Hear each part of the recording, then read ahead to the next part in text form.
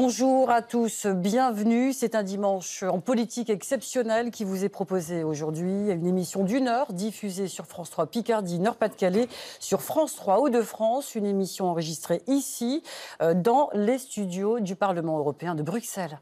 Et donc, c'est d'Europe dont nous allons parler. Les élections européennes auront lieu en France le 26 mai, un seul tour. Des élections qui interviennent dans un contexte politique particulièrement mouvementé. Alors, c'est le cas en Europe, avec le Brexit et la montée des populismes. Une Europe en crise, en panne, qui ne fait plus rêver et qui attend un nouvel élan. Et c'est le cas également en France, avec les Gilets jaunes et les partis traditionnels qui peinent toujours à se remettre de leur déroute de 2017. 2 ans plus tard, on s'attend une nouvelle fois à un duel au sommet entre le parti présidentiel et l'extrême droite. Alors 5 invités ici même pour parler d'Europe, 5 eurodéputés sortants qui ont marqué l'élection de 2014 et cette mandature qui s'achève. L'écologiste roubaisienne Karima Delli tout d'abord, bonjour. Bonjour. Alors vous, aux élections européennes de 2014, vous étiez la tête de liste d'Europe Écologie Les Verts pour la région Nord-Ouest et vous êtes en 6e position sur la liste menée par Yannick Jadot. Voilà. Le Lillois Gilles Pargnaud, bonjour. Oui, bonjour. En 2014, vous étiez tête de liste socialiste pour la région Nord-Ouest. Vous avez quitté le PS l'an passé pour passer à La République En Marche. Vous ne souhaitez pas poursuivre l'aventure européenne, mais vous avez d'autres projets. Il y aura des élections après ces élections européennes. Exactement. Alors, le Valencien Dominique Riquet à vos côtés, bonjour. Bonjour. Alors, du mouvement radical, vous étiez il y a 5 ans la tête de liste des centristes pour la région Nord-Ouest. Et vous aussi, vous avez été séduit par le projet européen d'Emmanuel Macron. Vous serez donc 16e sur la liste Renaissance de Nathalie Loiseau. Le Saint-Quentinois Jérôme Lavrieux, bonjour. Bonjour. Toujours aux élections européennes de 2014 et toujours pour la région Nord-Ouest. Vous étiez tête de liste de l'UMP, mais dès le lendemain de votre élection, vous étiez pris dans le tourbillon de l'affaire Big Malion. Vous avez voté Macron. Oui. C'est l'affaire des comptes de campagne de Nicolas Sarkozy de En 2012. Vous avez voté Macron en 2017 et a priori vous arrêtez la politique. J'ai lu quelque part que vous ouvrez des gîtes dans le Périgord. Oui, mais je continue à habiter à Saint-Quentin. Alors enfin, Nicolas B, bonjour. Bonjour. Alors vous êtes normand, mais vous avez été élu eurodéputé du Front National en 2014 dans la circonscription Nord-Ouest. Vous êtes le président du groupe Europe des Nations et des Libertés au Parlement européen.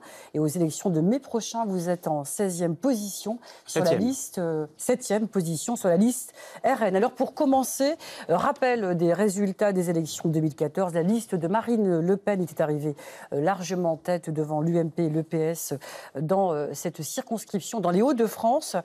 Il y a donc sur ce plateau 3 anciennes têtes de liste qui étaient adversaires politiques en 2014. Oui, ce qui est intéressant, un socialiste, un centriste et un gaulliste, et tous les 3 ont rejoint le projet européen d'Emmanuel Macron. Alors qu'est-ce que ça signifie que cette campagne 2019 se résume à 2 camps, les pro-européens derrière Macron et les anti-européens avec Marine Le Pen? Je vous pose la question tout de suite, Gilles Pargnaud.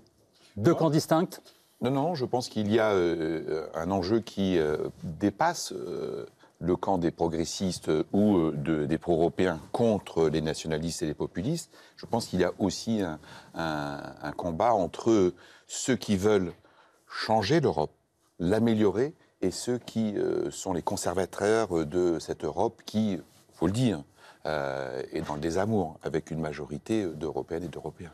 Karima Delli, une réaction, 2 camps opposés, les écologistes là-dedans.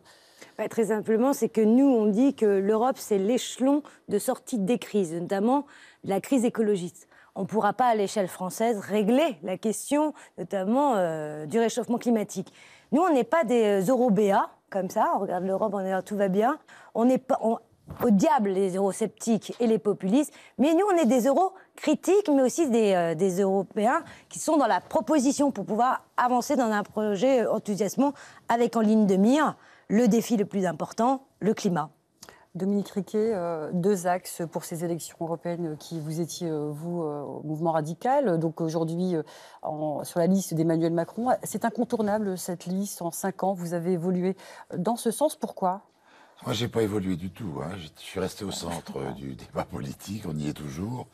Et je pense que c'est l'endroit où se trouvent les plus euro-convaincus, pour reprendre tous les néologismes. En réalité, nous pensons que la solution dans la mondialisation face à la fois à la dette écologique et à la dette économique, elle est dans plus d'Europe et pas moins d'Europe. Et mieux d'Europe aussi. Bon, parce que, évidemment, comme toute structure, elle mérite non seulement d'avancer, mais d'être améliorée. Donc nous sommes dans le camp de l'Europe. Celui donc d'Emmanuel Macron, Nicolas B. Absolument. Pour le Rassemblement national, vous avez aussi, en 5 ans, évolué, été un peu bousculé durant ces années. Comment voyez-vous les choses pour ces élections ? Non, je crois qu'on n'a pas été bousculé. On a défendu une vision alternative de l'Europe. Ce que je trouve intéressant dans ce plateau, c'est que nous sommes 5 et finalement, il y en a 3 candidats ou députés sortants qui sont des soutiens ou qui ont soutenu à la présidentielle Emmanuel Macron. Ça montre peut-être d'abord un petit déséquilibre de ce plateau, si je peux me permettre, mais surtout, ça montre une clarification de la vie politique. Vous avez 2 visions qui s'affrontent sur l'Europe. Ceux qui veulent aller encore plus loin dans ce qui n'a pas marché, c'est-à-dire le fédéralisme européen, toujours plus d'intégration, tout à 28 systématiquement, de manière contraignante, de manière coercitive. Et ceux qui, comme nous, ne sont pas du tout anti-européens, évidemment. Il y a des défis communs à relever à l'échelle continentale. Vous n'êtes pas anti-européen. Mais simplement, nous voulons une Europe différente, c'est cette Europe des nations, des protections, qui est des coopérations, c'est-à-dire la seule Europe qui fonctionne vraiment. Vous avez une autre vision de l'Europe aujourd'hui, mais vous souhaitiez sortir de l'Europe. Aujourd'hui, vous avez... Non, c'est pas ça. On a toujours dit qu'il fallait une renégociation des traités, bien sûr. Arrêter d'avoir la Commission européenne qui détient tous les pouvoirs, depuis l'initiative législative, la réglementation, puis le contrôle a posteriori, la transposition des textes dans le droit national, et plus de pouvoir au Conseil et au Parlement, qui sont les instances réellement démocratiques. Privilégier l'intergouvernemental et les coopérations sur les protections économiques. Aujourd'hui, il n'y en a pas. L'Union européenne se comporte comme un terrain de jeu. Sur l'immigration, bien sûr, et les frontières. Voilà, sur tous ces sujets-là, l'Union européenne telle qu'elle est aujourd'hui s'est révélée totalement impuissante. Jérôme Lavrieux, vous souhaitiez réagir ? Je souhaitais aussi dire pourquoi, quel est mon positionnement, puisque chacun de mes collègues l'a dit, si vous me permettez. Je ne suis pas là juste pour commenter les propos de notre collègue normand, Nicolas B., qui est avec nous sur France 3, Hauts-de-France. C'est la même circonscription. Il n'y a plus de circonscription, il n'y a qu'une circonscription nationale. On y reviendra durant l'émission. En ce qui me concerne, jamais été membre des Républicains. Donc, je n'ai pas de problème avec ça. J'ai adhéré à l'UMP, c'est un parti qui a été fondé par Alain Juppé et Jacques Chirac, sur une ligne extrêmement pro-européenne.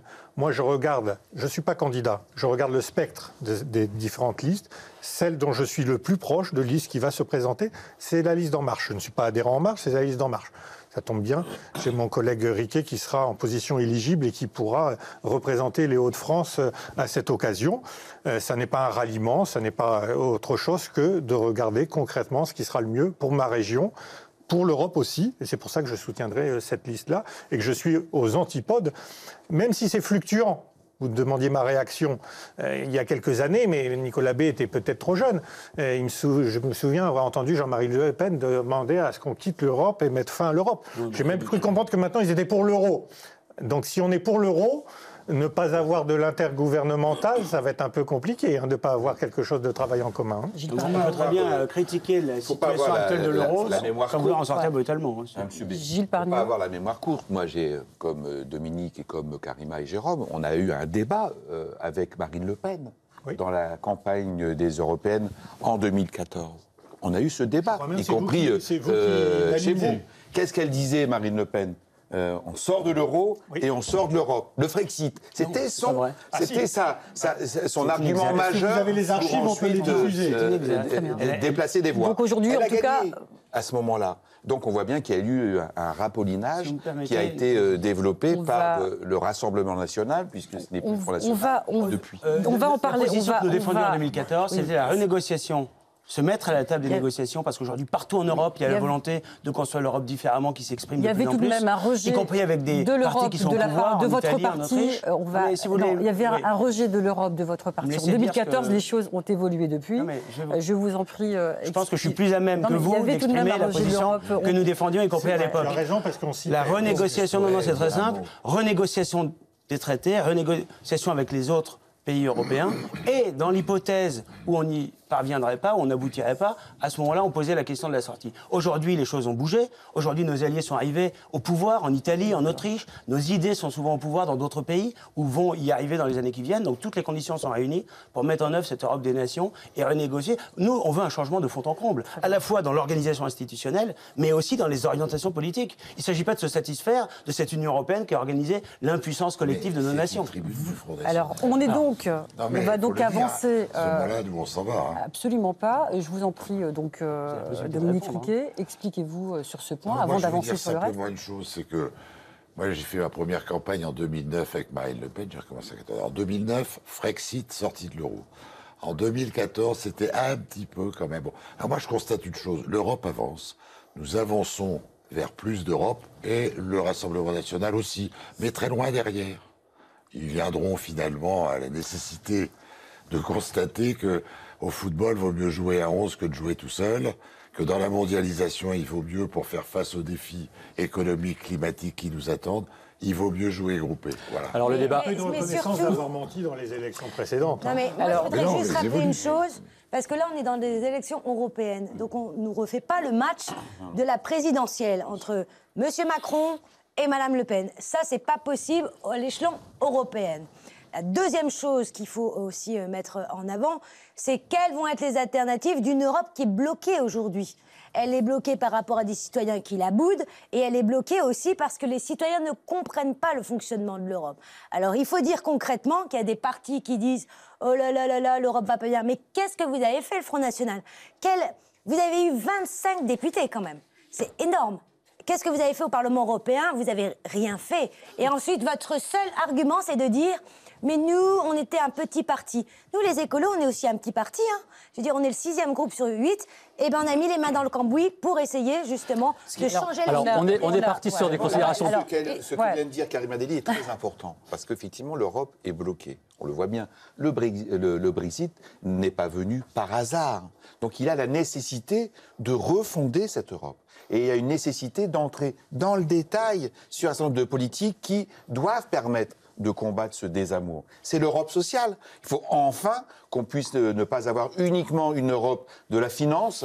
Comme le disait Jacques Delors, on n'est jamais tombé amoureux d'un marché unique. Jamais. Donc il y a la nécessité. Ce que disait Karima fort justement également, c'est lutter contre le changement climatique. Moi, j'ai été dans ce mandat le rapporteur du Parlement européen à l'occasion de la COP21. Eh bien, c'est l'affaire du siècle.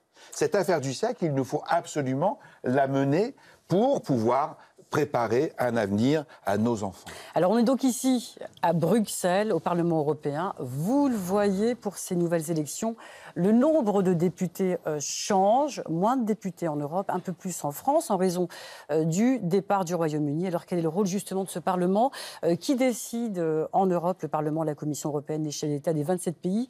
Jérôme Lavrieux, c'est difficile à comprendre pour les habitants des Hauts-de-France un peu. Je pense que tout fonctionnement d'une institution, quelle qu'elle soit, elle est difficile à comprendre. Vous feriez les mêmes sondages pour savoir comment fonctionne la navette entre le Sénat et l'Assemblée nationale, quelles sont les propositions de loi, les projets de loi, quelle est la différence. Ça paraît un peu plus complexe parfois le Parlement européen. Écoutez, je pense que si on parlait moins de la salle des 4 colonnes et un peu plus du fonctionnement réel de l'Assemblée nationale, on pourrait avoir des réactions qui seraient un peu intéressantes. Ici, c'est complexe. Pourquoi ? Parce que quand vous construisez quelque chose, après vous êtes tapé dessus pendant des siècles pour éviter de se taper dessus pendant des nouveaux siècles, eh bien, vous construisez des choses qui sont complexes parce qu'on a chacun notre culture, parce qu'on a chacun notre approche de le faire et parce qu'on apprend en marchant, justement, sans faire de grosses allusions, à travailler ensemble et quand on a des conflits entre les uns et les autres, à les résoudre par un vote. Qu'on gagne parfois et qu'on perd de temps en temps, mais plutôt que de se taper dessus et de se faire la guerre, la région des Hauts-de-France est bien placée pour savoir ce que ça coûte quand il n'y a pas d'Union européenne. On va élire un Parlement, le rôle de ce Parlement. On sait ce qui arrivera. Comment ? Fondamental. Le rôle de ce Parlement. Législateur. Oui. Le dernier traité, celui de Lisbonne, permet au Parlement européen d'être co-législateur avec le même pouvoir législatif que le Conseil européen, les chefs d'État et de gouvernement. La seule chose que moi je souhaite et qu'on continue à développer, c'est que la Commission européenne ne soit pas la seule à avoir l'initiative parlementaire, mais que nous, parlementaires, nous puissions aussi être à l'initiative et ne pas laisser la Commission. La Commission, quand elle décide de ne pas valider la fusion entre Alstom et Siemens, ne fait qu'appliquer une décision politique de l'Union européenne. Et au fil des temps, vous avez aujourd'hui, le 26 mai, vous allez élire 705 députés européens qui seront aussi importants que le président de la République française ou la chancelière allemande. Alors, quelques petits changements pour ces élections de mai. Il y avait en 2014 7 circonscriptions en France métropolitaine. Le Nord-Pas-de-Calais et Picardie étaient alors attachés à une grande circonscription interrégionale, celle du Nord-Ouest. Et 5 ans plus tard, regardez, changement, il n'y a plus qu'une circonscription unique sur l'ensemble du territoire avec des listes nationales. Est-ce que c'est mieux, moins bien? C'est plus simple pour les électeurs, Karima Delli? Moi, je pense que c'est mieux d'avoir une seule circonscription pour faire en sorte que tous nos territoires puissent parler d'Europe. Le problème que nous avons, et votre émission le prouve, c'est-à-dire on parle d'Europe qu'à la veille des élections européennes, alors que c'est tous les jours qu'on devrait parler d'Europe. Ça, c'est un vrai problème. Deuxième problème, on a un problème démocratique. C'est-à-dire que dans les institutions, oui, on sait ce que votent les parlementaires, etc. Mais ce sont les chefs d'État qui prennent des décisions. Et là, c'est pas du tout transparent, le Conseil. Ce qui est un scandale. Pourquoi? Parce que lorsqu'une décision est prise à Bruxelles et qui est une bonne décision, les gouvernements disent quoi? Disent, c'est grâce à nous. Et lorsque ça ne va pas dans le bon sens, notamment au niveau national, on prend des sujets nationaux, on dit c'est à cause de l'Europe. Et c'est ça qui ne va pas. Mais ça, c'est le propre des États souverains, vous savez. Non, ceux qui défendent l'idée de la suppression de l'unanimité. Je ne vous ai pas coupé, monsieur Nicolas Bay. Non, mais moi, je vous le dis. Donc, je termine par là, en disant que si on veut relancer l'Europe, c'est-à-dire qu'il faut des nouveaux mécanismes citoyens. Et là, on voit bien tout ce qui a été fait. Il y a énormément de pétitions qui ont été faites. Moi, je pense à la pétition contre le glyphosate. Plus d'1 million de signataires. Pourquoi, à un moment... On va en parler dans un instant lors du bilan. Ne s'emparent pas de ces outils. Par rapport à une réponse à la question, moi, je suis plutôt défavorable à la liste nationale. Et je pense que la liste en circonscription, comme on l'avait depuis 2014, permet une plus grande proximité des députés européens. Moi, en ce qui me concerne, pendant les 10 ans de mon mandat, j'ai été régulièrement sur le terrain dans cette grande circonscription Nord-Ouest. Mais non, mais le lundi et le vendredi, ça peut quand même la différence. Non. Je dis simplement qu'il faudra, et je vous le dis à ceux qui, les 3 qui certainement vont être élus, j'espère, pour vous 3, faites attention de ne pas être dans une bulle. Parce que le risque de cette liste nationale, c'est qu'ensuite, ce soit finalement des apparatchiks du Parlement européen qui... Une bulle, c'est assez fort. Non, mais attendez. Ouais. Moi, j'aime beaucoup la proximité. Je suis ch'ti et finalement, je suis sur le terrain tout le temps. Bon, je remercie Gilles de ses conseils. Bon, très bien. J'ai 30 ans comme élu local et je suis toujours conseiller municipal de ma ville de Valenciennes. Bon. Alors, c'est clair que vous changez la nature du débat si vous passez sur une liste nationale qui a tendance à de quelle manière? Parce que vous montez le niveau politique, entre guillemets, et vous baissez le niveau opérationnel. C'est une bonne chose ou une mauvaise chose? Voilà. Alors moi, personnellement, ma sensibilité, elle a toujours été locale ou régionale, et donc je préférais la liste régionale. Maintenant, c'est un choix opérationnel qui porte quoi? Qui porte une proposition de changement pour l'Europe. Alors, bon, peut-être que la proposition est plus forte nationalement, et moi je regrette un peu quand même mais je continuerai, si je suis réélu, je continuerai à être sur le terrain, c'est clair. Allez, on parle. Ce qui compte, c'est d'avoir des listes où on arrive à avoir une représentation régionale de facto. Il y a certaines listes où ce ne sera pas le cas. Il y a des listes où il n'y aura pas des habitants des Hauts-de-France en position éligible. Et je me permets d'ajouter que ce n'est pas une décision de l'Union européenne, c'est une décision purement nationale.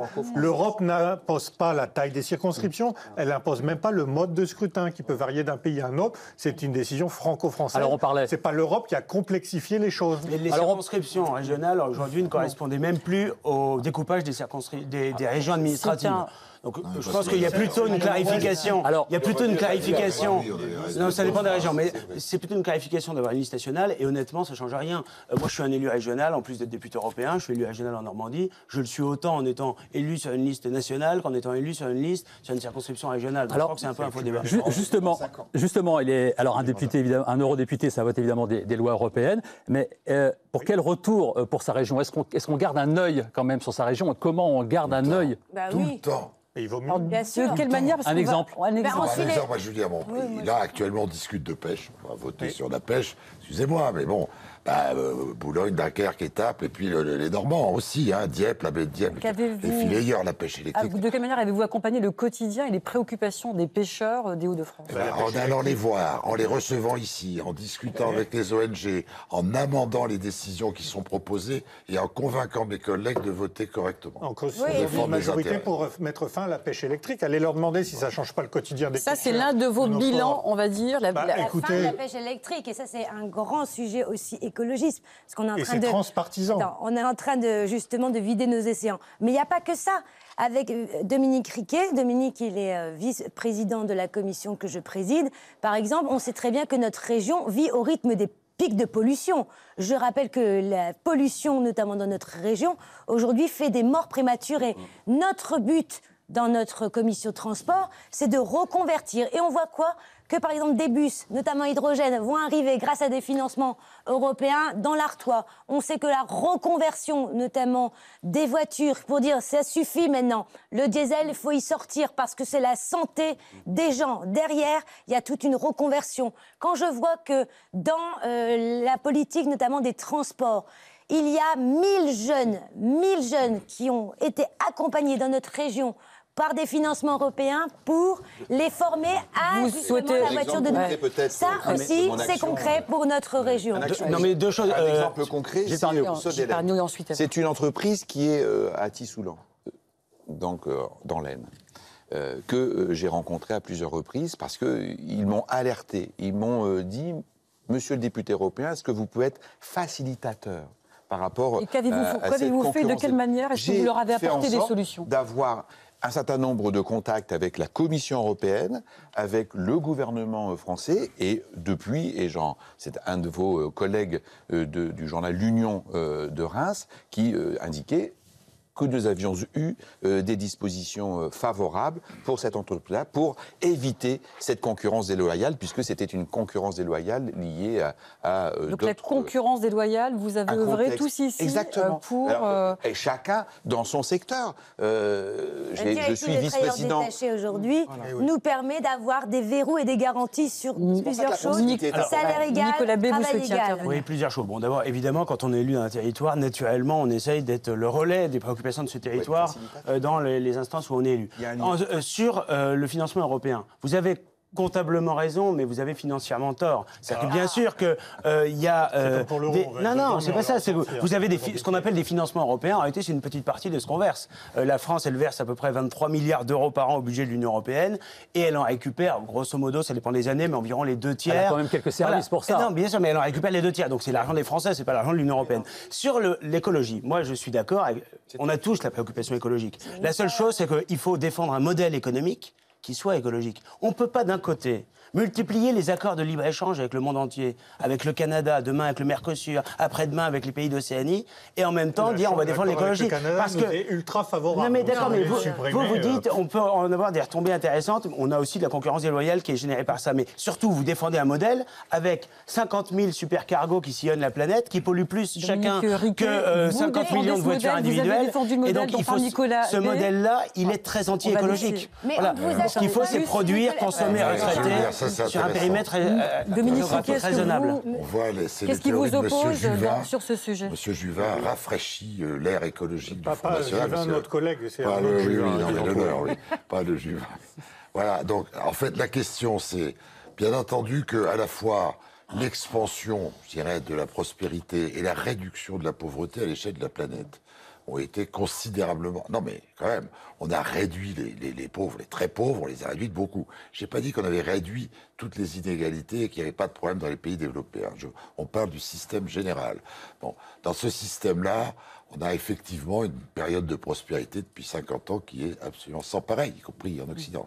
Le problème, c'est intéressant parce que ce que vient de dire Nicolas sur le problème des échanges, il y a 50 000 bateaux, il les a comptés. Bon, moi, je n'ai pas ce chiffre qui tourne pour effectivement faire les échanges. Parlons de pauvreté. Les Hauts-de-France ne sont pas épargnés. Donc, par la pauvreté, par le taux de chômage.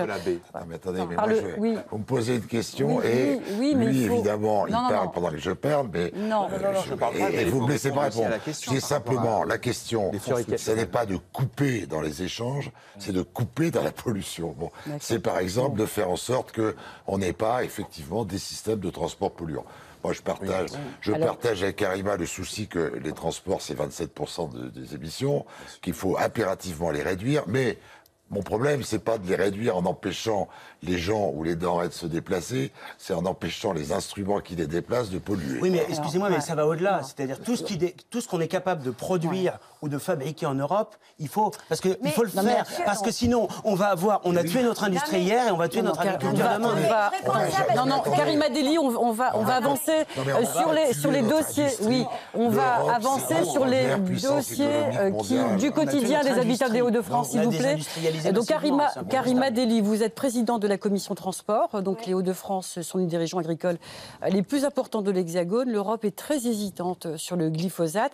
Alors pourquoi ne pas avoir voté, Karima Delli, mais aussi ici à Bruxelles, une interdiction pure et simple du glyphosate? Nous, les écologistes, depuis longtemps, on dit qu'il faut vite arrêter et stopper le glyphosate. Et au fait, on s'est battu. Parce que d'abord, la Commission avait présenté une autorisation de glyphosate pour 15 ans. Ensuite, on s'est battu, elle a dit 10 ans. Et finalement, on a gagné quoi? 5 ans. C'est beaucoup 5 ans. Parce qu'il va... seul, vous n'avez pas gagné tout seul. Oui. Vous ne pouvez pas gagner tout seul. Non, mais on a... C'est-à-dire, on a poussé quand même, on a été les premiers. C'est-à-dire que personne n'a la majorité au Parlement, donc il faut être plusieurs groupes pour se mettre d'accord sur un texte. Personne ne peut s'arroger la paternité seule d'une décision. On a été quand même les premiers à alerter sur le glyphosate. Je ne veux rien dire, mais bon. Parce que j'ai été le premier, le 23 mars 2016, à faire une conférence de presse ici et avec ensuite, Michel Rivasi, collègue de Karima Delli. Là, on a une interdiction de 5 ans. Les chefs d'État, à l'époque, nous avions Nicolas Hulot, qui lui disait justement, il ne faut pas renouveler ce glyphosate. Finalement, il était minoritaire et les 5 ans sont passés. Et la France s'est engagée à quoi? À interdire le glyphosate d'ici 3 ans. Maintenant, qu'est-ce qu'il faut faire? Il faut absolument être en force, vivement, sur les systèmes de transition. Pourquoi? Parce que les glyphosates, c'est des pesticides qui tuent les premiers et qui fragilisent la santé de nos agriculteurs. Aujourd'hui, nos agriculteurs sont dans des situations catastrophiques. Glyphosate, néonicotinoïdes, 70% des abeilles du département de l'Aisne, Jérôme Lavrieux, sont mortes l'été dernier. Est-ce que vous soutenez, est-ce que vous avez voté? Bien, je voudrais terminer ma phrase pour dire qu'aujourd'hui... Karima me laissera parler, je répondrai. Non, mais je termine sur ça, il faut interdire ces pesticides et en même temps, il faut repenser la PAC. C'est-à-dire qu'aujourd'hui, il va falloir réorienter la PAC vers une agriculture plus paysanne, plus bio. Pourquoi? Parce que dans notre région, et je le dis, on a beaucoup de pauvreté et il n'est pas normal que les plus pauvres n'ont pas accès à de l'alimentation de qualité. Ils ne sont pas condamnés à la malbouffe et c'est pour ça qu'il faut réorienter la PAC. J'ai un tout petit défaut, mais quand on me pose une question, j'y réponds. Allez-y, Jérôme. Je vais répondre brièvement. Oui, j'ai voté pour l'interdiction du glyphosate 5 ans. Pourquoi 5 ans et pas 3 et pas 15? C'est parce que 5 ans, c'était la position qui permettait d'avoir une majorité. Et moi, je préfère tenir plutôt que courir derrière des chimères. Donc, on a tous voté, enfin, peut-être pas tous, pour 5 ans. Non, il y avait un amendement sur 3 ans. Oui, mais c'est 5 ans qui est passé. Je suis désolé, on peut avoir raison tout seul, mais ça ne fait pas avancer le schmilblick, comme dirait l'autre. Et sur les néonicotinoïdes, je suis pour l'interdiction des néonicotinoïdes et j'ai voté de la même manière sur cette interdiction-là. Je suis désolé de répondre à votre question, ça ne se fait pas, mais je réponds à votre question. D'abord, sur le glyphosate, évidemment, on est tous pour pouvoir se défaire totalement du glyphosate dans le délai le plus court possible. Il faut quand même proposer à nos agriculteurs une vraie alternative. Cette affaire du glyphosate, elle a aussi révélé le poids absolument considérable des lobbies auprès des institutions européennes, notamment de la Commission européenne. Et c'est sans doute ce qui explique aussi que pendant très longtemps, il y a eu un silence de plomb sur les effets du glyphosate. Ça pose le problème un peu plus général du modèle que nous défendons en matière agricole et de la PAC, évidemment. Parce que les grandes orientations de la PAC, ça a consisté à spécialiser les pays. C'est-à-dire qu'au lieu de considérer un pays comme la France, qui a une très grande diversité, une très grande polyculture, on a essayé de spécialiser. Donc, que des grandes exploitations, avec notamment des céréales, etc., et en tuant les petites et moyennes exploitations. Oui, parce que les aides financières de la PAC, elles sont arrivées principalement sur les méga exploitations. C'est ça la réalité.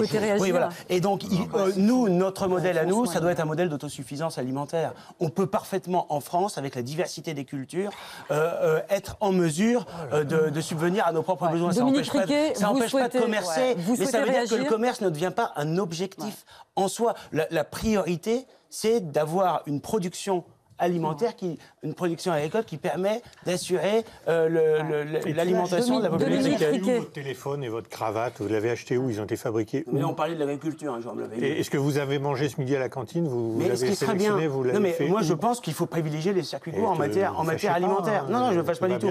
Et après, sur les téléphones, vous avez raison, on a totalement désindustrialisé l'Europe. Donc aujourd'hui, on se retrouve avec des produits manufacturés, fabriqués en Chine, vendus en Europe, retraités sur un autre continent. Ce modèle, il est très anti-écologique. S'il vous plaît, on va avancer sur les dossiers donc, qui intéressent les habitants des Hauts-de-France. Le canal Seine-Nord, les Hauts-de-France risquent de perdre les financements européens. Est-ce que vous confirmez? Alors, première chose, pas de canal Seine-Nord sans Europe. Il faut bien quand même le dire, pour des raisons financières, puisque... Donne les chiffres. L'Europe va financer 50% de la totalité de l'ouvrage. On a déjà beaucoup de mal avec les 50% qui restent. La deuxième chose, c'est que on a un petit retard quand même.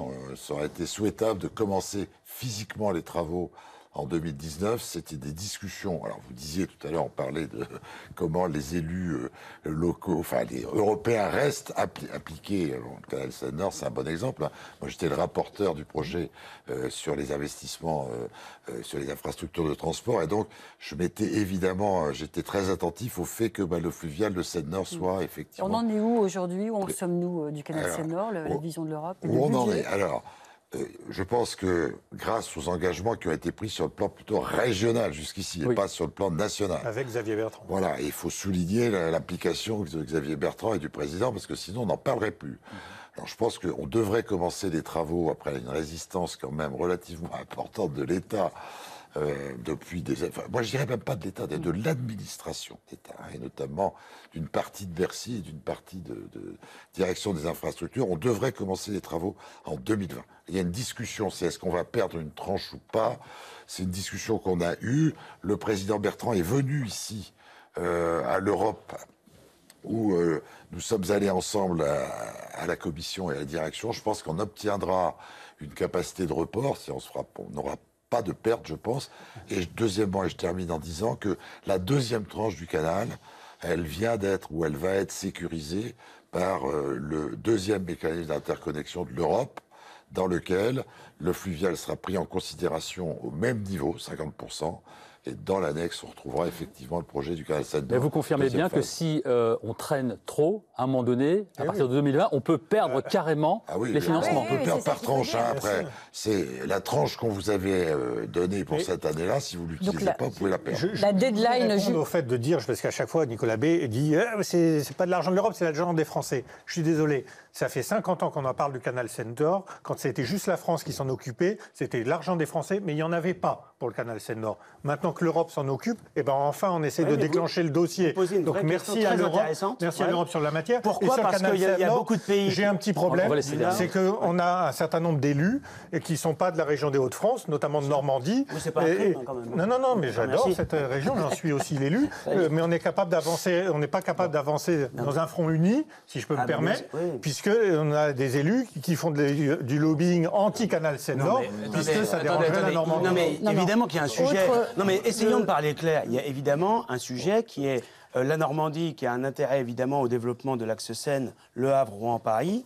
Je comprends parfaitement, bien sûr, les raisons, et j'en ai beaucoup parlé avec mes collègues du Rassemblement national élus dans les Hauts-de-France, que les Hauts-de-France voient un intérêt stratégique très important au développement de ce canal Seine-Nord. Mais ce qui est certain, et c'est l'une des raisons pour lesquelles, d'ailleurs, les financements viennent de l'Union européenne, c'est qu'évidemment, ce sont les pays du Nord, les ports d'Anvers et de Rotterdam, qui en seront les très grands bénéficiaires. Jérôme Lavrieux, juste pour conclure sur ce sujet, avant de parler du reste. Ça ne veut pas dire qu'on a nécessairement des intérêts qui sont toujours divergents, mais on a, c'est vrai avec les pays du Nord, aussi des intérêts concurrents. Jérôme Lavrieux, s'il vous plaît, sur ce sujet, avant d'avancer sur un autre point, sur le canal Seine-Nord. Moi, je suis un ardent défenseur du canal Seine-Nord.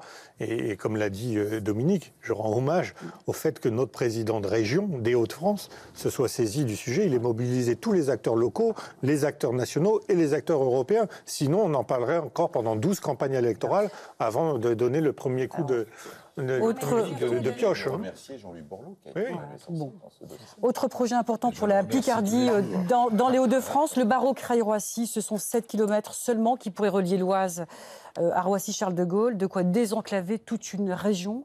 L'Europe va-t-elle financer ce projet, Karima Delli ? Pour l'instant, on ne pourra pas le dire. On n'en sait rien. Ce projet-là est dans les tuyaux, mais c'était comme le canal Seine-Nord. Au départ, on avait dit oui. Et en plus, après, il y a eu des discussions. Moi, je crois que la question aujourd'hui est de savoir quel type de mobilité nous devons avoir sur nos territoires. Si nous sommes dans des mobilités qui anticipent sur une mobilité propre, accessible à tout le monde, etc., et qui n'ont pas un impact environnemental, il faut les encourager. Maintenant, il faut aussi voir sur qu'est-ce que ça apporte au niveau local. Et ça, personne ne le dit, mais tous les projets qui arrivent financés par des financements européens dans notre région, c'est de la création d'emplois. Dans le département de l'Aisne, cela aurait un impact. Mais pour vous expliquer comment ça se passe, il n'y a pas un technocrate caché dans des bureaux à Bruxelles qui décide je vais faire la liaison. Est-ce que vous avez œuvré pour le Barreau-Creil-Roissy ? C'est la France qui décide quelles sont ses priorités et qui dit voilà ce que je propose dans le cadre du plan Juncker 1, Juncker 2, où il y a des milliards qui sont disponibles, qui décide voilà ce que je vous propose de financer. C'est pas l'Europe qui va imposer. Mais est-ce que le Barreau-Creil-Roissy, vous avez... Donc, moi, je pense qu'il est important, comme on a des possibilités d'avoir de financement qu'on n'aurait pas s'il n'y a pas l'Europe, d'aller le proposer pour le faire financer. Je serais bien. Non, pas la région des Hauts-de-France. Allez-y, Gilles Pargnot. Oui. Réagissez. L'Île-de-France, grâce à l'Europe, c'est plutôt notre région. Gilles Pargnot, réagissez sur ce point. Non, mon cher Dominique. Non, t'as parlé beaucoup, mon cher Dominique. Et donc, ce que je veux dire, c'est qu'il faut arrêter d'avoir ce type d'argument comme celui de Nicolas B. Parce que c'est 1,7 milliard que nous recevons, nous, les Hauts-de-France, de la part de l'Union européenne dans le cadre des crédits, des fonds structurels, FEDER, FSE, etc., ou FEADER. C'est très important. Si nous n'avions pas l'Europe, eh bien, je suis sûr que l'État français ne mettrait pas autant d'argent pour une région de 6 millions d'habitants en restructuration. C'est évident.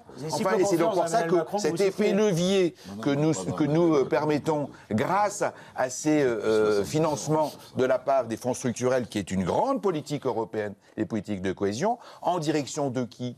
Eh bien, des régions qui sont en difficulté, qui ont besoin de cet outil. Alors, on a un tableau à vous présenter. On a un tableau à vous présenter. C'est le budget de l'Europe. Hein, c'est 160 milliards. Voilà, c'est le chiffre pour 2018.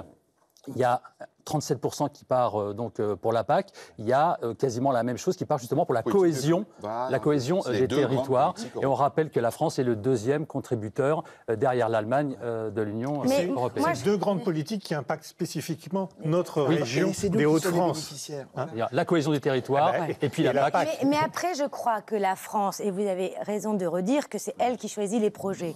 Et à un moment, ce n'est pas normal que la France pense avec un logiciel du passé. Ce n'est pas normal, par exemple, que la France s'entête sur un projet comme le Lyon-Turin, qui va nous coûter 26 milliards d'euros, alors qu'avec ces financements-là, on pourrait financer des projets de plus petite taille, de proximité. Comme celui-ci, par exemple, dont vous n'avez pas connaissance, en réalité. Ici. Mais il y en a plein sur nos territoires. Le Barreau-Creil-Roissy, oui, est-ce que vous... Et donc, ce sont des choix politiques. Le barreau se fera, vous dites ? Le barreau se fera pour deux raisons. La première raison, c'est que l'État français le soutient, comme le président de la République vient de le confirmer et de le redire aux élus du Nord cette semaine.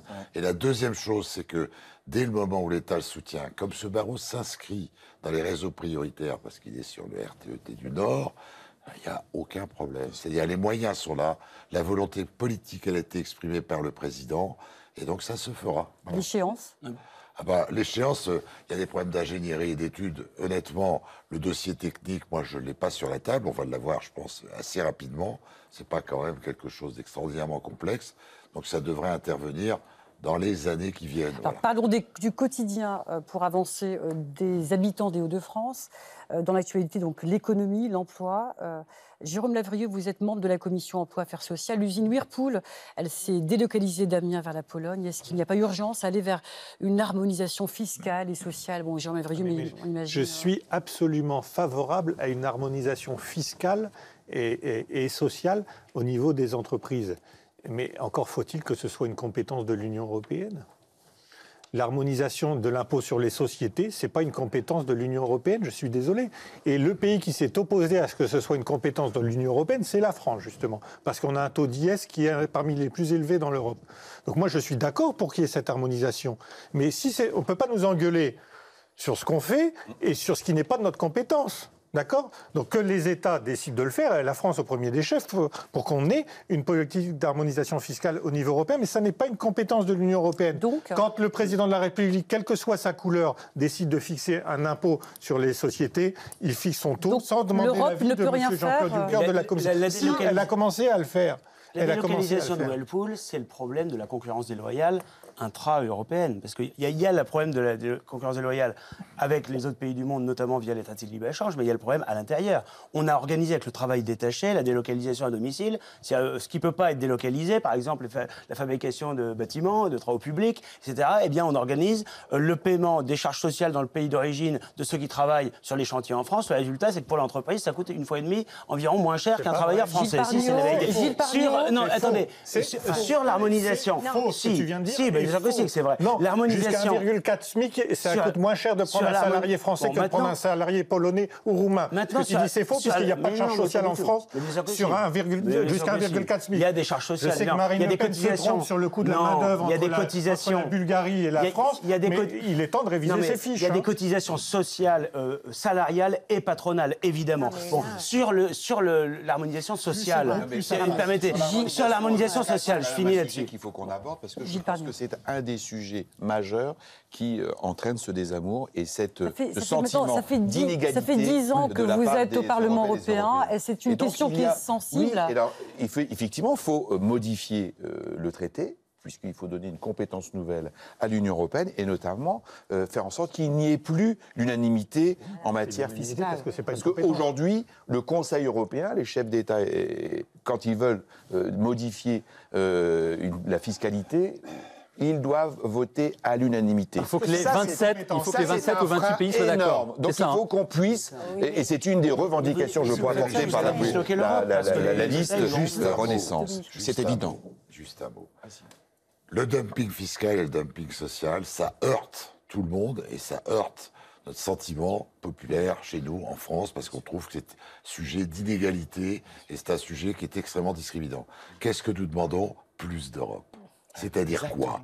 C'est-à-dire qu'effectivement, ces compétences-là soient données à l'Europe pour qu'on puisse aller vers une convergence fiscale et sociale. Vous savez, je vais prendre un petit exemple très brièvement.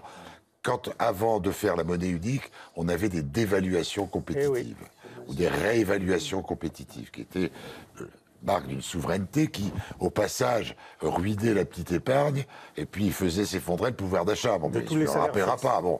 Mais ce que je veux dire, on a fait le serpent monétaire pour que ces dévaluations progressivement s'atténuent jusqu'à faire une monnaie unique. Eh bien, on devrait faire un serpent fiscal. Voilà. Et puis progressivement atténuer les différences. Une Europe qui protégerait peut-être davantage les salariés, c'est ce qui ressort sur le terrain, dans le Nord, Pas-de-Calais, Picardie. Que dit notre groupe politique, notre union politique ? Elle dit plus d'Europe. Et donc, plus de pouvoir pour l'Europe, de manière fiscale et sociale. Mais je voudrais juste clore sur ce point, Karima Delli, avant d'avancer sur la sucrerie des Peuville. Parce que vous dites, mais si on ne change pas les traités, on n'avance pas. Ce n'est pas vrai. C'est-à-dire qu'on voit bien sur la directive des travailleurs détachés, notamment avec notre collègue Elisabeth Morin-Chartier, lorsqu'on dit travail égal, salaire égal, eh bien, on n'a pas changé les traités, on l'a fait. On est passé de rémunération, c'est-à-dire que chaque salarié qui se trouve dans le même état, qu'il soit polonais ou hongrois ou tout ce qu'on veut, à équivalent d'un salarié français, aura le même salaire et en plus on va prendre en compte sa rémunération sur son logement, ses transports, etc. pour une harmonisation. Mais bien sûr, et je suis d'accord avec Dominique Riquet, il faut plus d'Europe parce que les charges sociales, il va falloir les harmoniser. C'est ça. Mais ensuite, sur le deuxième chose, et là on a quand même un petit problème de fond, c'est sur l'harmonisation fiscale.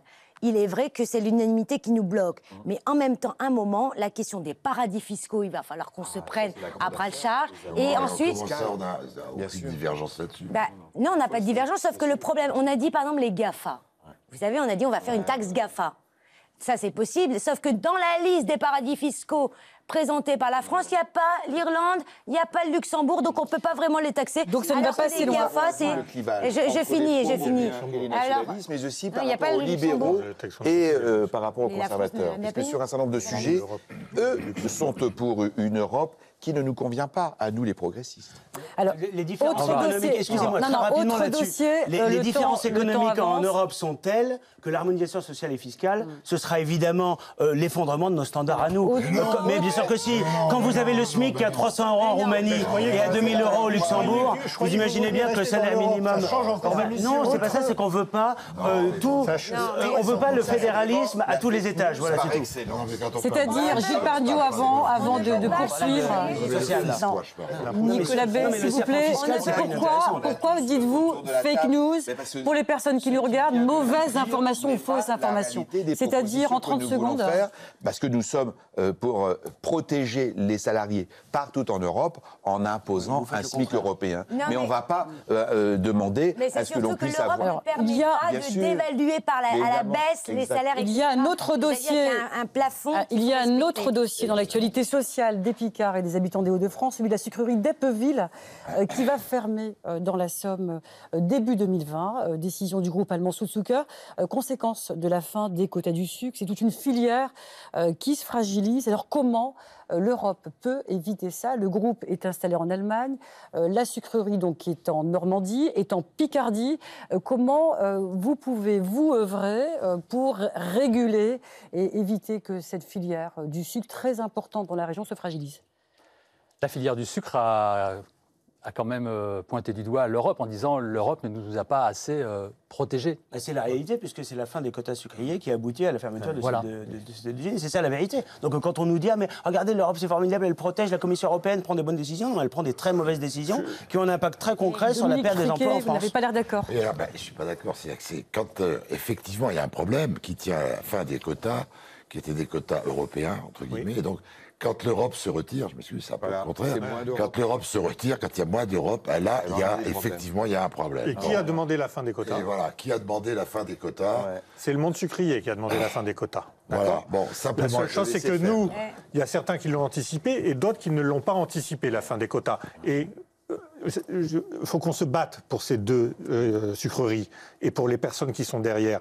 Mais ça n'empêche pas de dire la vérité quand même. C'est qu'il y a des entreprises, l'entreprise allemande Südzucker, qui ne s'est pas préparée. Pas autant que l'Union SDA Béguincé, par exemple, qui s'est beaucoup mieux préparée. En tout cas, pas de solution directe et qui pour pourtant a les les mêmes salariés betteraves et les mêmes d'Eppeville. champs pour le faire. D'accord? Donc ça, c'est le premier point. Le deuxième point, c'est si on n'arrive pas à éviter cette fermeture, et on est en train de se battre, Xavier Bertrand, au niveau régional, est en train de se battre aussi sur le sujet. L'Europe pourra intervenir, mais elle n'est pas fautive en la matière. Mais elle pourra intervenir grâce notamment au fonds d'aide à la mondialisation, qui permettra de prendre en charge ce qui s'est fait avec ces qu'on fait en permanence. Mais non, mais sur le fond, on dérégule tout et ensuite on fait des petits ajustements. Mais non, à on la ne dérégule marge. pas tout. C'est pas une bonne solution. L'élu qui promet aux gens qui nous regardent que s'il est au pouvoir, il n'y aura plus jamais aucune fermeture d'usine, il leur ment et il est dangereux parce qu'il n'y aura donc plus jamais aucune ouverture d'usine. Si on a cette politique-là, on n'a jamais Toyota qui vient chez nous. On n'a jamais les Japonais qui reprennent Yamaha et qui en font une entreprise en plein dans ma circonscription. Et les gens se retrouveraient aussi au chômage. Il y a aussi des entreprises qui sont mal gérées et Südzucker est mal gérée en la matière. Donc il nous reste 4 minutes 18 pour, avant la fin de l'émission, des questions plus politiques. Les Karima Delli, les écologistes ont rayé le mot gauche de leur vocabulaire. Yannick Jadot a eu un peu de mal à le dire. Qu'est-ce que cela signifie? Non, c'est pas une question d'être... Il faut plus que 4 minutes. Moi, je pense qu'aujourd'hui, c'est que l'écologie est absolument centrale dans la campagne.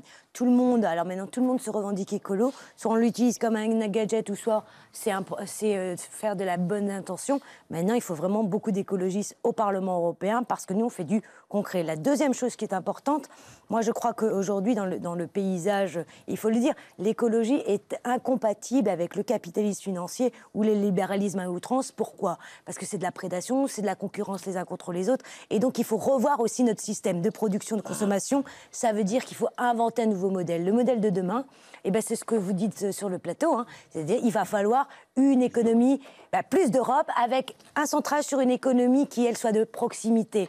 Moi, j'adore l'économie sociale et solidaire, c'est gagnant-gagnant pour tout le monde, avec, et là je regarde Dominique Riquet, parce que je sais qu'il tient à cette question d'investissement. Les investissements vont être majeurs dans les années à venir, et avec un grand plan de transition énergétique. Et je finis, la bataille du climat, c'est la bataille du 30 secondes par réponse, s'il vous plaît, il nous reste peu de temps pour finir. Merci Karima Delli. Nicolas Bay, un mot sur les emplois des attachés parlementaires. Comment sortir de cette... Écoutez, le processus est en cours. Nous, on a toujours dit que nos assistants parlementaires ont travaillé pour nos députés. Voilà, et on aura l'occasion de le prouver. C'est une tâche sur ce mandat ? Non, c'est pas une tâche, non. On a des magistrats politisés qui essayent de nous chercher des poux dans la tête avec le président socialiste du Parlement européen qui est à l'origine de la procédure. Mais on va quand même peut-être parler de politique. Milan Troszczynski, dans l'Oise, doit rembourser 50 000 €. Donc, d'accord, mais c'est des procédures en cours. Nous, on a toujours dit qu'on a commis aucune infraction. Il n'y a aucune décision de justice à ce stade. Et donc, il y aura sans doute un procès dans quelques années. Sur le projet politique, aujourd'hui, on voit bien que l'Union européenne, elle a les mêmes défauts que l'État en France. L'État, il est partout où il ne devrait pas être et absent là où il pourrait être utile. Il ne fait pas d'aménagement du territoire, il n'assume plus ses fonctions régaliennes. En revanche, il est tatillon, il met des impôts partout. Eh bien, l'Union européenne, elle a le même défaut. Aujourd'hui, elle est absente des grands défis, les grandes coopérations qu'elle pourrait utilement mener sur la sécurité alimentaire, sur l'intelligence artificielle, sur la protection des frontières. Elle n'est pas là et en revanche, elle impose des normes, des contraintes qui détruisent nos emplois. Jérôme Lavrieux, vous êtes mis en examen encore aujourd'hui dans l'affaire.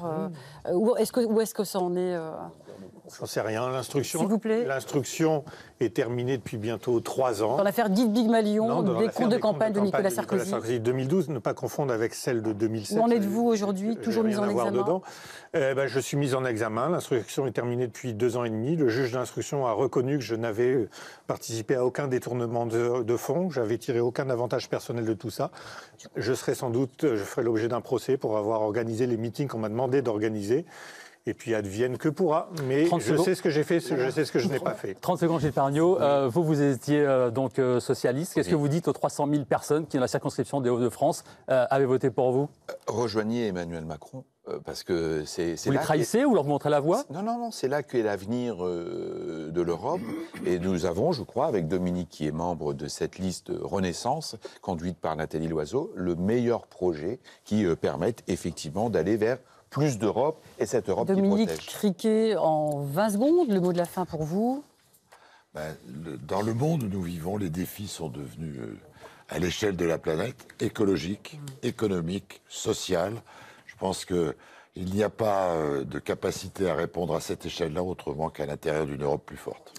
C'est la fin de cette émission spéciale depuis le Parlement européen à Bruxelles. Je vous le rappelle encore une nouvelle fois, la date de ces élections européennes auront lieu le 26 mai, un seul tour. Merci à vous 5 d'avoir participé à ce débat. Merci de nous avoir suivis sur France 3 Picardie Nord-Pas-de-Calais. Dans un instant, le journal national de la mi-journée, puis l'info nationale. Excellent dimanche à vous et à bientôt sur France 3.